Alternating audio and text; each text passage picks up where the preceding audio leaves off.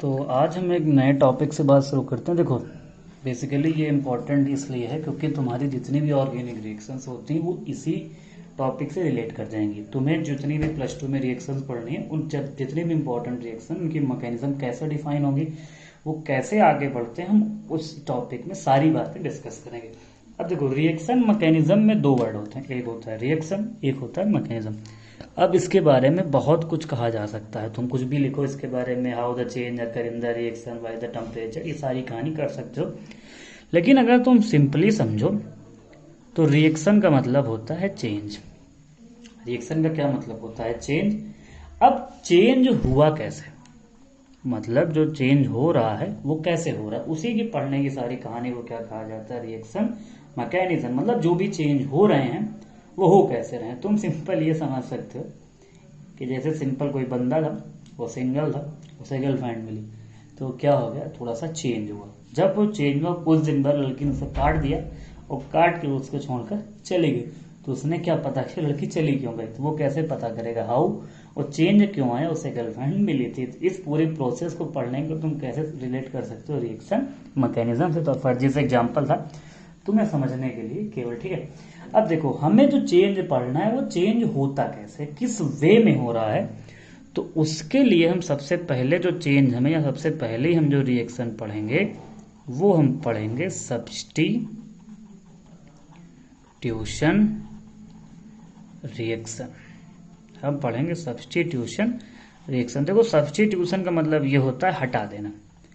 अब सब्स्टिट्यूशन का तुम ये समझ सकते हो कि दो दोस्त थे, राम और श्याम। दो दोस्त थे, राम और श्याम। उन्हें एक लड़का आया तीसरा, उसका नाम था करण। उसने श्याम को हटाकर राम के साथ खुद जाकर वो सेट हो गया। मतलब समझना, जैसे हमारे पास एक ये कंपाउंड था और हमने यहाँ पर कोई सबस्ट्रेट लिया, कंपाउंड के साथ कोई रिएजेंट लिया, जब कुछ देर बाद देखा तो कहानी में कुछ चेंज आ गया था। जब कहानी में कुछ चेंज आया था, अब देखना, ये चीज जो है जिस पे रिएक्शन हो रही है इसे कहा जाता है सबस्ट्रेट। अब देखो, यहाँ तो सबस्ट्रेट लिखना आसान है, लेकिन तुम्हें ये बात थोड़ा अजीब लगेगी, लेकिन कुछ देर बाद जब हम रिएक्शन में और डिटेल में चले जाएंगे तो हमें ये समझना थोड़ा मुश्किल होता है कि सबस्ट्रेट कौन है, अटैक कौन कर रहा है, किस वे में अटैक हो रहा है, ठीक है। तो अब कुछ देर बाद, मतलब जब रिएक्शन थोड़ी ज्यादा बड़ी हो जाती है तो वहां पे ये डिफाइन करना नहीं पॉसिबल होता कि चीजें कैसे हो रही। अब देखो, मतलब कैसे का मतलब ये है कि सबस्ट्रेट कौन है, अटैक कौन कर रहा है। अब देखो, इस रिएजेंट में या जो भी ये कंपाउंड है इसमें इसने कुछ किया है।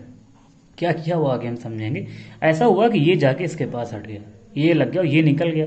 देखो, जो निकल जाता है उसे अंग्रेजी में कहा जाता है लीव। तो यहां इस चीज को कहा जाता है लीविंग ग्रुप। अब देखो, इसे तुम लोग जानते होगे, इसे बड़ा सबसे one of the most important नाम होता है ऑर्गेनिक केमिस्ट्री में, इसे कहा जाता है न्यूक्लियोफाइल, और ये कहा जाता है प्रोडक्ट। तो यहां पे हमें समझ में आया कि इस कंपाउंड में इस न्यूक्लियोफाइल के कारण क्या हो रहा है, सब्स्टिट्यूशन हो रहा है। मतलब ये जो लीविंग ग्रुप है या एक्स है, जो भी तुम इसे कह सकते हो, ये जो एक्स है वो निकल के क्यों गया, क्योंकि जो कहानी हुई वो करी किसने, न्यूक्लियोफाइल ने। जब ये न्यूक्लियोफाइल ने कहानी करी तो मतलब जो ये पर्टिकुलर सब्स्टिट्यूशन रिएक्शन है, ये सब्स्टिट्यूशन रिएक्शन होगी न्यूक्लियोफिलिक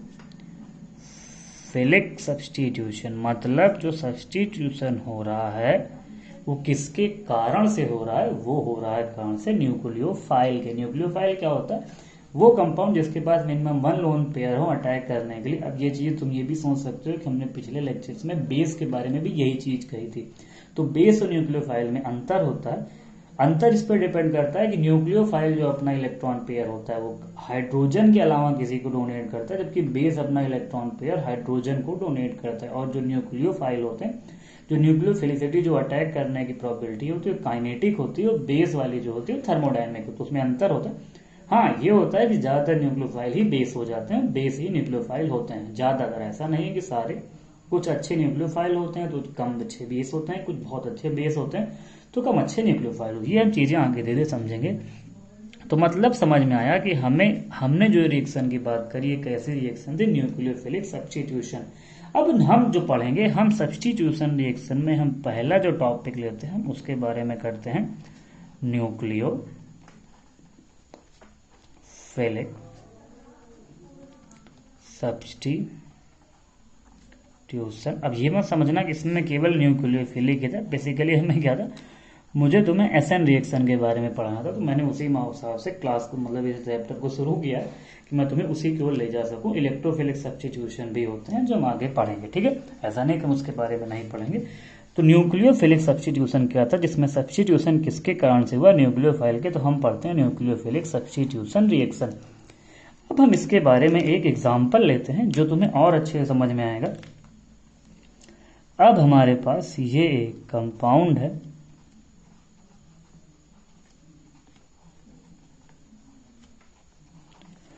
इसकी रिएक्शन हमने वाटर के साथ कराई।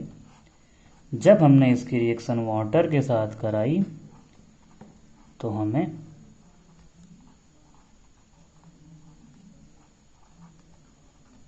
ये प्रोडक्ट मिला, ठीक है। जब हमें ये प्रोडक्ट मिला, साथ में हमारे Cl- भी होगा, और अगर डिटेल में जाना चाहो तो वहां से H+ निकलेगा, वो चारी कहानी H+Cl निकल कर मतलब मिल जाएंगे, वो हम आगे समझेंगे। अब यहाँ पे देखो, तो उस ऑक्सीजन के पास क्या था, लोन पेयर, तो इसने क्या किया, इस Cl को हटाकर वहां पे OH हुआ कर लुक गया। अब ये चीज तुम सोच सकते हो कि H2O यहाँ था, यहाँ पे OH कैसे आके लगा, वो आगे जब रिएक्शन तुम्हें होगी समझ में आएगा कि H2O ऐड होने के बाद OH कैसे लगा।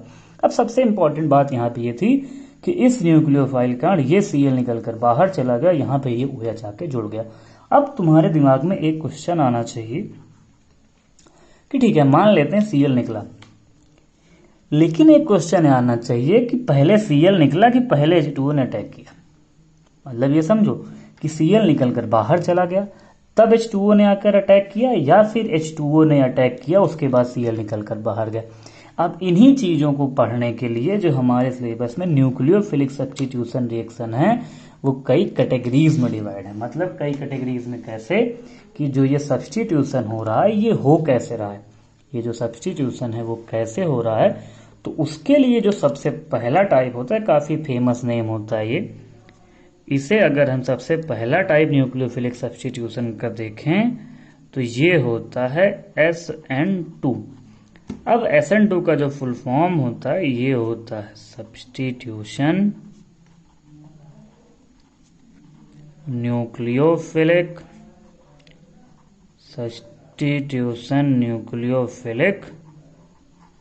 बाईमोलिकुलर। मतलब सब्स्टिट्यूशन भी हो रहा है, और कर कौन रहा है, न्यूक्लियोफाइल कर रहा है, वो कैसा हो रहा है, बाईमोलिकुलर। बाईमोलिकुलर क्या होता है, मैं आगे रिएक्शन में समझेंगे। अब देखो, इसको समझने के दो तरीके हैं। इसको समझने का एक तरीका यह है कि हम किसी रियल एग्जांपल से समझें, या फिर हम एक जनरल रिएक्शन समझते हैं। तो पहले हम इसे थोड़ा जनरल मतलब एक रियल एग्जांपल पे समझते हैं, फिर आगे हम उसके जनरल रिएक्शन की बातें भी और करेंगे। अगर हम इसका एग्जांपल लें तो हमारे पास ये एग्जांपल है CH3Cl। हम इसके रिएक्शन कराते हैं OH- के साथ, प्रेजेंस रखते हैं 60 डिग्री सेंटीग्रेड का, तो जो हमें कंपाउंड मिलता है CH3OH, और साथ में हमें क्या मिल गया, Cl-। अब देखो ध्यान से समझना इस चीज के लिए कि देखना, CH3Cl में Cl क्या था, निकल कर बाहर चला गया, तो Cl यहां पर क्या बना, लीविंग ग्रुप। हमें ये क्या मिला, प्रोडक्ट, ये हमारा क्या था, सबस्ट्रेट, और ये हमारा है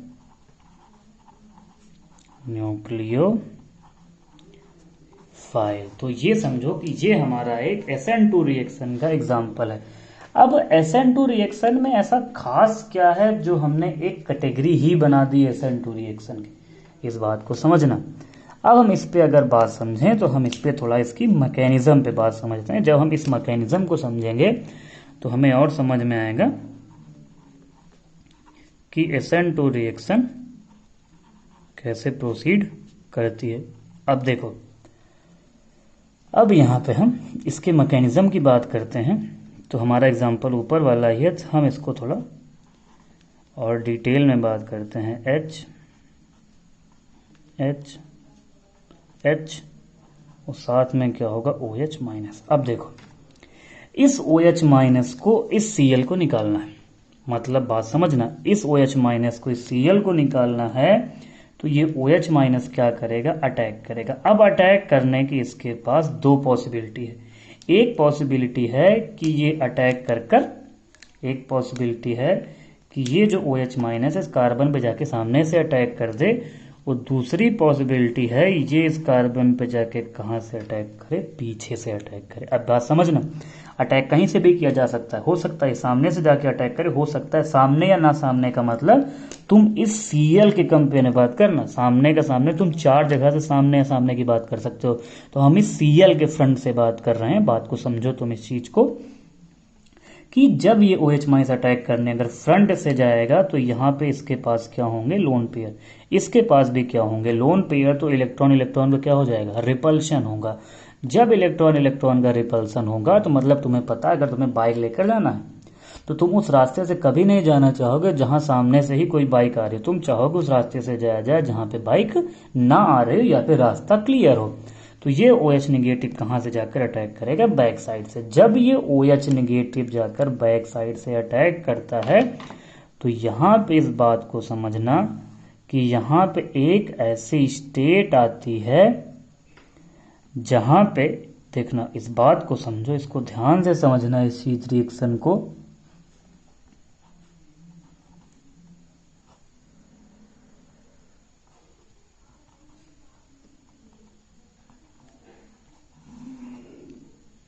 अब देखो इस निगेट कार मतलब, अब एक बात ये भी तुम सोच सकते हो कि OH ने इस कार्बन पे अटैक ही क्यों किया, क्योंकि Cl क्या होता है, इलेक्ट्रॉन नेगेटिव होता है, तो ये इलेक्ट्रॉन यहाँ से खींच रहा होगा। इस कार्बन पे क्या जनरेट होगा, पार्शियल पॉजिटिव। तो इस Cl पे देखो पार्शियल नेगेटिव, इस पे भी पार्शियल नेगेटिव। अब इस बात को समझो कि जो SN2 रिएक्शन उसमें अटैक कहां से प्रेफर किया, फ्रंट साइड से अटैक न करके क्या प्रेफर हुआ, बैक साइड से अटैक। जब बैक साइड से अटैक करता है तो जब ये अटैक कर रहा होगा तो एक ऐसी स्टेट बनेगी जहां पे जो ये कार्बन है ये 5 बॉन्ड बना रहा होगा। इस स्टेट को कहा जाता है ट्रांजिशन स्टेट। ट्रांजिशन का मतलब ये होगा कि कोई ऐसी स्टेट होगी जहां पे Cl जब निकल रहा होगा उसी टाइम पे ये क्या होगा, OH माइनस आकर बॉन्ड बना रहा होगा। मतलब बात को समझना, ये जो बॉन्ड है ये बॉन्ड क्या कर रहा होगा, ये बॉन्ड ब्रेक कर रहा होगा, और ये जो बॉन्ड है ये बॉन्ड क्या हो रहा होगा, फॉर्म हो रहा होगा। इसको ब्रेक फॉर्म ना समझ लेना, ये डैश ऑफ एच का कार्बन के टेट्राहेड्रल को शो करने का तरीका होता है। अब ये देखो यहाँ पे बात समझना कि OH माइनस ने अटैक कहां से प्रेफर किया, बैक साइड से OH माइनस ने अटैक प्रेफर किया। अब यहाँ पे एक बात को समझो, इस कार्बन के तो सारे बॉन्ड बन चुके थे, तो इसने इलेक्ट्रॉन लिया कहां होगा, मतलब तुम्हें कार्बन पता है कार्बन 4 बॉन्ड बनाता है। जब कार्बन 4 बॉन्ड बनाता है तो इस OH माइनस ने अपने इलेक्ट्रॉन दिए कहां होंगे। तो ये बड़ा इंपॉर्टेंट क्वेश्चन है, तो ये याद रखना कि जो OH माइनस ने अपने इलेक्ट्रॉन दिए होंगे ये कार्बन के एंटी बॉन्डिंग ऑर्बिटल में देता है। ये सबसे इंपॉर्टेंट है कि SN2 मैकेनिज्म में जो न्यूक्लियोफाइल अपने इलेक्ट्रॉन देता है वो कार्बन के एंटी बॉन्डिंग ऑर्बिटल में देते। थोड़ा और डिटेल में समझेंगे, थोड़ा अच्छे डायग्राम के थ्रू भी हम इसे समझने की कोशिश करेंगे। तो देखो इस कार्बन ऑक्सीजन ने क्या किया, बैक साइड से अटैक किया। जब अटैक किया तो एक पोजीशन ऐसी आई होगी जिसमें क्लोरीन निकल रहा होगा, ऑक्सीजन कंपाउंड के साथ क्या हो रहा होगा, जुड़ रहा होगा। ये जो सिंबल होता है ये ट्रांजिशन स्टेट को शो करने का एक तरीका होता है। अब जब ये अटैक होगा तो जब Cl माइनस निकल चराकर हमें मिल जाएगा।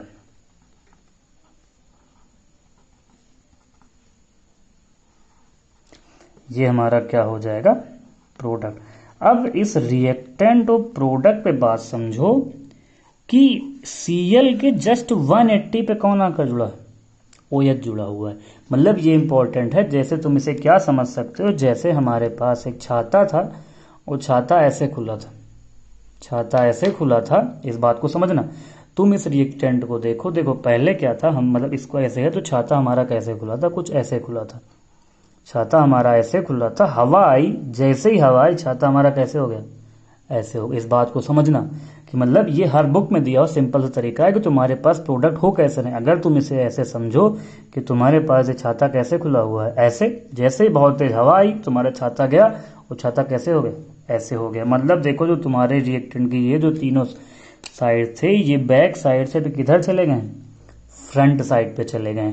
अब अगर तुम इस सीएल के रिस्पेक्ट में देखो तो यहाँ पे ओ एच कहाँ पे जुड़ा हुआ है, कि ओ एच जो जुड़ा हुआ है वो पूरा 180 पे जुड़ा हुआ है। तो इस पूरी कहानी को डिफाइन किया जाता है इन्वर्जन से। मतलब ये समझो कि अगर तुमने आरएस नेमिंग पढ़ी होगी तो अगर ये जो कंपाउंड है ये आर रहा होगा तो ये क्या बनेगा, ये एस बनेगा। अब आर यहाँ पे रेक्टस होता है, एस होता है सिनिस्टर, और अगर ये एस रहा होगा तो ये क्या बनेगा, ये आर बनेगा। मतलब SN2 रिएक्शन में क्या होता है, इन्वर्जन होते हैं। अब हम जब इसकी केमिस्ट्री पढ़ेंगे, स्टीरियो केमिस्ट्री पे इसके जाएंगे तो हम इस चीज को और डिटेल में भी समझेंगे। तो बात हमें समझ में आई कि जो कंपाउंड है, मतलब जो SN2 रिएक्शन है उसमें जो न्यूक्लियोफाइल अटैक करता है, कहाँ से अटैक करता है, बैक साइड से। उसमें ट्रांजिशन स्टेट बनती है और जो पूरी रिएक्शन होती है वो 1 स्टेप में ही खत्म हो जाती है। मतलब एक ही बार में धड़ से अटैक हुआ। तुम्हारे पास जब छाता ऐसे था, जो छाता ऐसे था वो खट से हवा आई, छाता कैसे बन गया, ऐसे बन गया। इसमें ऐसा नहीं है कि आज हवा आ रही है, हो रहा है, कल और तेज हवा आएगी तो कल और कहानी में हमें समझ में आएगा। तो मतलब तुम्हें समझ में आया कि जो SN2 रिएक्शन है, SN2 रिएक्शन में जो न्यूक्लियोफाइल होता है वो अटैक कहाँ से करता है, बैक साइड से अटैक करता है। वो प्रोडक्ट का क्या होता है, इन्वर्जन होता है। तो ये थी बातें SN2 रिएक्शन में। आज के हमारे लेक्चर में सबसे इंपॉर्टेंट क्या था, दो चीज सबसे इंपॉर्टेंट थी। एक बात कि जो ये रिएक्शन है उसमें जो मतलब न्यूक्लियोफाइल अपना इलेक्ट्रॉन कहाँ देता है, वो एंटी बॉन्डिंग ऑर्बिटल में देता है। एंटी बॉन्डिंग ऑर्बिटल में डोनेट करता है। वो दूसरा प्रोडक्ट का होता है इन्वर्जन। अटैक कहाँ से होता है, बैक साइड से।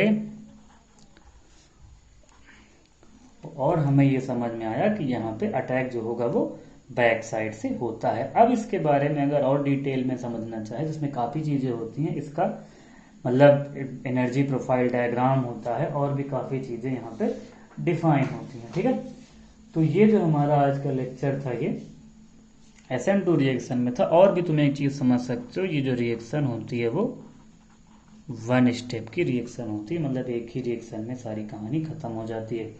तो अगर हम समझें, अगर हम एक इसकी, अब हम मतलब हमारे पास हम क्या, अब इस लेक्चर को खत्म करते हैं। अब अगले लेक्चर में इसके आगे की बात करेंगे कि जनरल रिएक्शन डिफाइन करेंगे, ट्रांजिशन स्टेट। इसके ट्रांजिशन स्टेट में क्या क्या चेंज किए जा सकते हैं, जनरल रिएक्शन, हम इसके एनर्जी प्रोफाइल डायग्राम की भी बात करेंगे। और भी काफी चीजें हैं SN2 रिएक्शन में बताने के लिए कि कैसे कैसे कब इसका रेट ज्यादा होगा, इसका ऑर्डर कैसा होगा, ये सारी चीजें हम अगले नेक्स्ट लेक्चर में डिफाइन करेंगे। तो नेक्स्ट लेक्चर में मिलते हैं SN2 रिएक्शन के साथ।